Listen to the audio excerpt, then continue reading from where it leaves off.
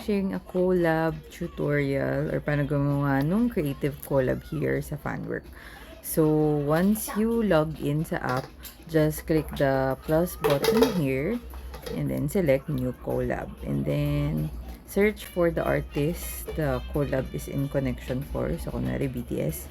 And then, choose the category. So, pwedeng dance cover, art, fan art contest, event cafe, fan letter merch, DIY and crafts, ganyan. So, for the purpose ng fan work, hopefully you can create a creative collab where people will be required to submit creative output.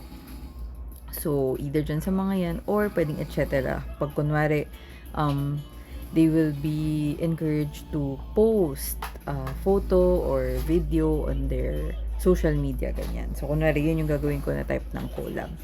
So, type your collab name. So, kunwari, akin ito.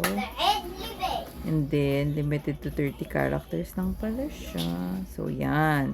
And then, description. So, lagay natin dito yung description ko. Uy, sakto. Within 2,000 characters siya. Ayan. Pag okay na, continue. So, if it's your first time on collab, just click continue and then want this to go viral. Think like a dance challenge, more people can, yun nga, dance challenge usually yung pinakamadaling mag-entry o kaya fan art contest o kaya post about your experience, ganyan. Yan. Everyone join. Yan. Wag na lang yung build a crew kasi medyo ano yan, complicated. Dito tayo sa everyone join, open to all, anyone can join. Yan. Collaboration details. So, pag in person, ito yung mga Cup Steve event. So, I think ito, pwede siya dun sa simple collab nyo na for the tour attendees, kanyan, kunwari. But then, for the creative collab, you can choose this one, yung online. And then, kunwari, search natin sa Philippines lang, kunwari. Kasi I'm assuming Philippines lang yung attendees. Collab deadline, it has to be a time na hindi today. So, kunwari, June 14 yung deadline ko. Ayan. And then, continue. Do you offer rewards? So, pwedeng no reward, digital, physical. In this case, pwede tayo, physical reward tayo since we will give a merch. And then, kunwari, one unsealed album lalagay ko. Quantity lang pala to. So, one lang. And then, unsealed. Love yourself.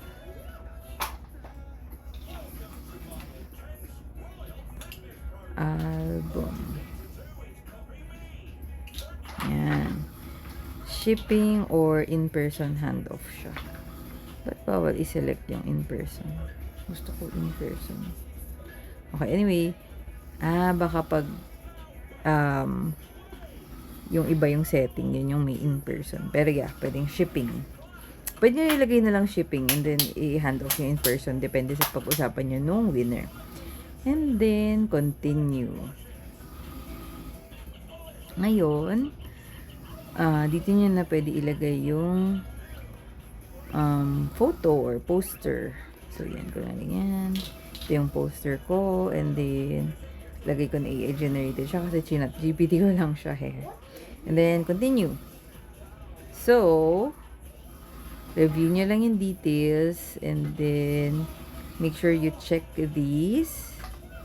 Ang ibig sabihin lang nito is, pwede nyong i-full edit and deletion yung collab if wala pang nagjo-join na participant. Pag may participant na, limited na lang yung pwedeng edits and then yung deletion would be i-request nyo sa admin ng Fanwork, which madali lang naman, i-DM lang sila or i-chat support, ganun.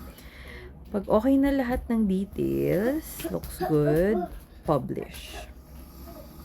Ngayon, pag naka-publish yan, ganito na yung itsura niya.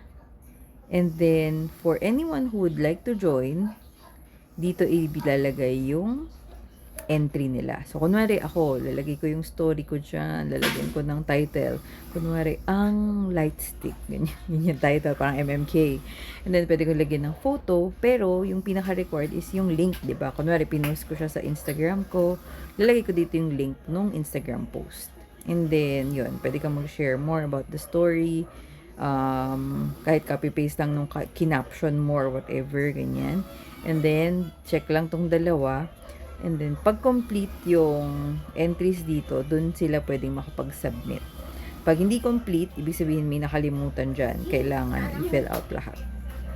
Tapos yun, once na mag-submit na yung mga participant, makikita nyo na yung submissions here sa collab page nyo. Para makita yung collab page nyo, punta lang kayo sa ayan, sa inyong account, and then my activities, and then collabs, and then hanapin niyo yung collab nyo. Kung ito yung sa akin, and then yan, makikita ko na yung details, and if may nag-join na, pwede ako maglagay ng comment kung may updates ako, ganon.